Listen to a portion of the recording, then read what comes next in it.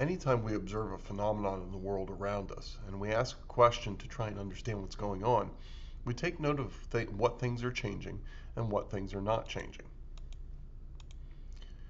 In the model shown here, what appears to be three separate beakers is in reality one beaker shown at three different points in time.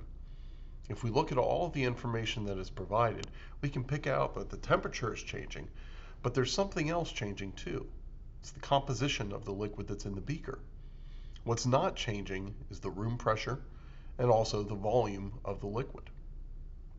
Note that even though during the process the volume appears to increase, from start to finish, the same 100 milliliters of volume is present.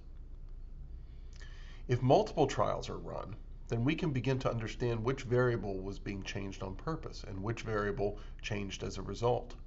In examining these 5 trials, it would seem that the number of Alka-Seltzer tablets are being intentionally changed, and the final temperature is changing as a result.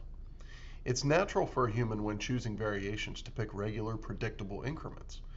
Varying the number of Alka-Seltzer tablets by 1 in each trial seems to indicate this. All of these different variables, or characteristics that may be changed, can be classified into one of 3 categories: independent, dependent, or controlled. The independent or manipulated variable is the one being changed on purpose by the experimenter. The dependent or responding variable is the one that's changing as a result of this.